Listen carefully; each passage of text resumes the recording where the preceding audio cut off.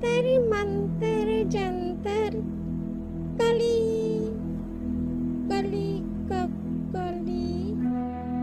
ओहो, एक तो मैं अपने सारे जंतर मंतर आहिस्ता आहिस्ता करके भूल रही हूँ। मेरा ख्याल है कि अब मुझे अंडा दे देना चाहिए। रानी चुड़ैल ने कहा था कि जब हम चुड़ैलें अपने जंतर मंतर भूलने लगे तो समझ जाएं कि हमारा आखिरी वक्त करीब है।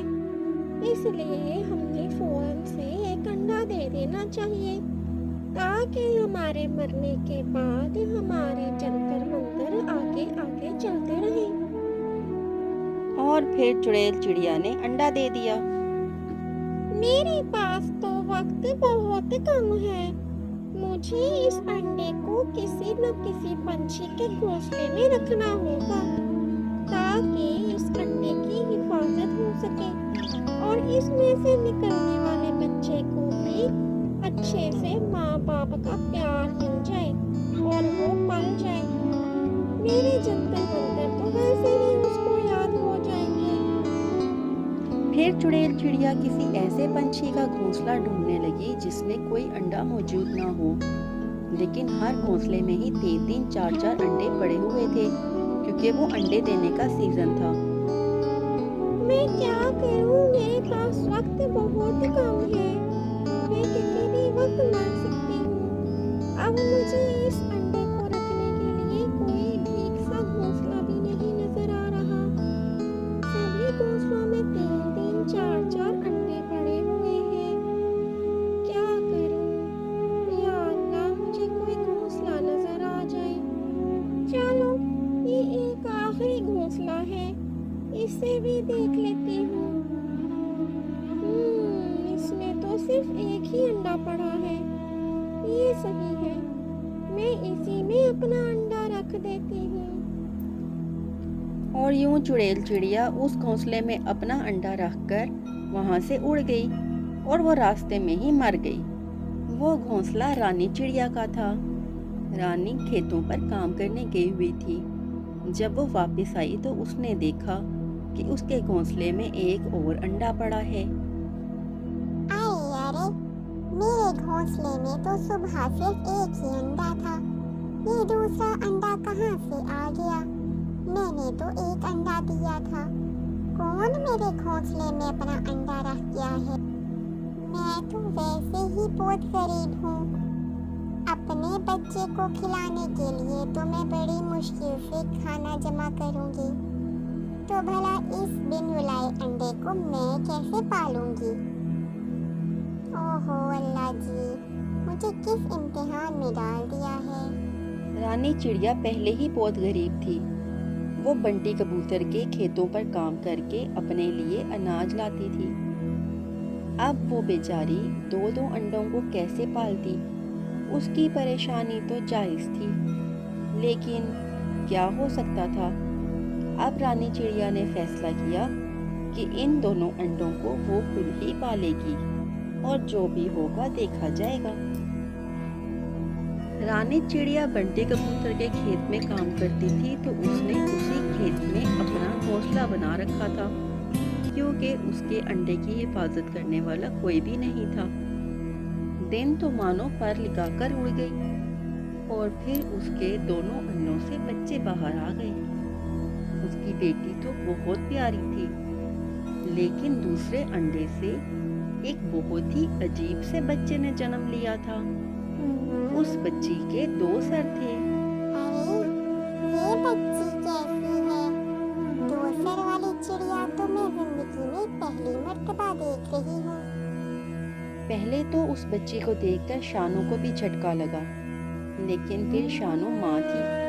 उसने उस बच्ची को अपने ऐबों के साथ ही कबूल कर लिया। मेरी प्यारी बच्ची, तुम जैसी भी हो मुझे बहुत प्यारी लगी हो। आज से तुम दोनों मेरी बेटियां हो और मैं तुम दोनों का ही बहुत अच्छे से ख्याल रखूंगी। अरे रानी, तुमने तो बताया था कि तुमने सिर्फ एक ही अंडा दिया है, तो ये तुम्हारे घोंसले में 2 बच्चे कहाँ से आ गए? और चलो 2 भी आ गए तो ये बच्ची कैसी है? इसके 2 सर हैं। ऐसी बच्ची तो मैंने कभी नहीं देखी। तौबा तौबा, कैसा जमाना आ गया है। कैसे कैसे बच्चे जन्म ले रहे हैं। देखो गोई, अगर तुम इस किस्म की बातें करने के लिए आई हो तो तुम यहाँ से जा सकती हो। खबरदार, जो मेरी बेटियों के बारे में कोई बात की तुमने तो। ये मेरी बेटी है, जैसी भी है मेरी शहजादी है। खबरदार, आज के बाद किसी पंछी ने भी मेरी बच्ची के बारे में कोई और फूल बात की, मैं किसी का लिहाज नहीं करूँगी। शुक्र है बारिशों का मौसम शुरू होने से पहले ही मैंने अपना पक्का घर तो बना लिया। अब मैं अपने पक्के घर में अपने चिंकी और पिंकी के साथ बरसात का मौसम सुकून से गुजारूंगी। वैसे तो चिंकी बहुत अच्छी थी, लेकिन उसको एक चीज़ के साथ बहुत मसला था। वो ये कि पंछियों के खून की खुशबू उसको बहुत तंग करती थी। वो जब भी पंछियों के पास बैठती तो उसका दिल चाहता कि वो उन पंछियों का गोश्त खाए, लेकिन वो ऐसा नहीं करना चाहती थी क्योंकि सभी पंछी उससे बहुत प्यार करते थे। मुझे इन पंछियों के खून की खुशबू बहुत सताती है और मेरा दिल चाहता है कि मैं इनको पकड़कर खा लूं, लेकिन क्या करूं? मैं ऐसा नहीं कर सकती। सब पंछियों ने मेरा बहुत ख्याल रखा है, हमेशा मुझसे भी बहुत प्यार किया है। मुझे लगता है मैं इन पंछियों में से नहीं हूँ। मैं तो चुड़ैल पंछी हूँ, इसलिए मुझे कुछ ना कुछ करके यहाँ से कहीं दूर चले जाना होगा, वरना यहाँ रहकर मुझसे बर्दाश्त नहीं होगा और मेरी वजह से किसी न किसी पंछी को नुकसान हो जाएगा। अगर मैंने मम्मी को बताया कि मैं चुड़ैल हूँ तो फिर वो मुझसे प्यार नहीं करेंगी, बल्कि वो भी मुझसे डर जाएंगी और मेरी बहन भी मुझसे डर जाएगी। मैं नहीं चाहती कि जिन लोगों ने सारी जिंदगी मुझसे इतना प्यार किया वो इस वक्त मुझसे डर जाए, इसलिए मैं किसी को भी बताए बगैर यहाँ से चली जाऊंगी, बल्कि इस जंगल से ही बहुत दूर चली जाऊंगी ताकि मैं यहाँ के किसी पंछी को कोई नुकसान न पहुँचाऊं और अपने खून की तलब को पूरा करने के लिए किसी और जंगल के पंछियों को अपना शिकार बना सकूं। ठीक है बच्चों, अब मैंने तुम्हें नाश्ता भी करवा दिया है, तो अब मैं खेतों पर काम करने जा रही हूँ। तुम दोनों ने अपना ख्याल रखना है और घर से बाहर बिल्कुल नहीं जाना।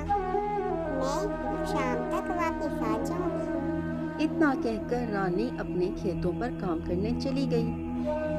पिंकी, मैं जरा एक काम से बाहर जा रही हूँ, तुम अपना ख्याल रखना। मैं कुछ देर में वापस आ जाऊंगी। लेकिन चिंकी, मम्मी ने मना किया था कि घर से बाहर बिल्कुल नहीं जाना और घर के अंदर ही खेलना है, तो तुम बाहर कैसे जा सकती हो? तुम बाहर मत जाओ, मुझे वैसे भी अकेले में बहुत डर लगता है। तुम बाहर मत जाओ मुझे छोड़कर, प्लीज। पिंकी, मैं तुमसे कहा ना, मैं फौरन से वापस आ जाऊंगी। बस मैं एक छोटे से काम से जा रही हूँ, बस अभी गई और अभी आई। यूं चिंकी वहाँ से उड़ गई और बस घर को छोड़कर वो आगे ही आगे उड़ती गई और उस जंगल से कहीं दूर चली गई। शाम को जब रानी वापस आई तो उसने देखा कि चिंकी तो घर पर मौजूद नहीं है। उसने पिंकी से पूछा, पिंकी बेटा, मुझे चिंकी कहीं नजर नहीं आ रही, वो कहाँ है? मुझे नहीं पता मम्मी। उसने मुझसे कहा था कि मैं अभी जा रही हूँ और फौरन वापस आ जाऊंगी। मम्मी, मैंने उसे बहुत मना किया था, उसने मेरी बात नहीं मानी। मम्मी, वो आपके जाने के फौरन बाद ही चली गई थी और अभी तक वापस नहीं आई। मम्मी, उसे कहीं से ढूंढ कर लाओ ना, मुझे मेरी बहन की बहुत याद आ रही है। मम्मी प्लीज, बहन को वापस लाओ। अच्छा अच्छा बेटा, तुम रो मत, मैं जाती हूँ, देखती हूँ, हो सकता है वो घर का रास्ता भूल गई हो, मैं उसे ढूंढ कर लाती हूँ। रानी ने चिंकी को सब जगह बहुत तलाश किया, मगर चिंकी तो वहाँ थी ही नहीं, तो रानी को कैसे मिलती। रानी थक हार कर वापस आ गई। पिंकी, मैंने चिंकी को सारी जगह पर बहुत ढूंढा, वो मुझे कहीं नहीं मिली। पता नहीं बेचारी कहाँ होगी, किसी मुसीबत में ना हो। पिंकी और रानी कई दिन तक चिंकी का इंतज़ार करते रहे। हर किसी से पूछा उन्होंने, लेकिन उन्हें चिंकी कहीं नहीं मिली, क्योंकि चिंकी तो अपनी मर्ज़ी से वहाँ से गई थी। वो कोई खोई थोड़ा थी जो उनको ऐसे मिल जाती। रानी और पिंकी को अब इस बात का यकीन हो गया था कि चिंकी अब इस दुनिया में नहीं है, क्योंकि वो घर से अकेली बाहर गई थी, तो उसे किसी शिकारी पंछी ने पकड़कर खा लिया होगा। इसलिए उन्होंने भी अब चिंकी का इंतज़ार करना बंद कर दिया था और अपनी ज़िंदगी में मसरूफ़ हो गई थी। तो प्यारे दोस्तों, इस कहानी से हमें ये सबक मिलता है कि अच्छे सलूक से हम बुरे से बुरे इंसान को भी अच्छा बना सकते हैं। दोस्तों, आपको हमारी कहानी अच्छी लगी तो हमारी वीडियो को ज़रूर लाइक करिएगा, चैनल को सब्सक्राइब और बेल आइकन को प्रेस करना मत भूलिएगा। हमारी आने वाली हर कहानी आप तक बर वक्त पहुँच जाएगी। अगली कहानी तक के लिए अल्लाह हाफिज़।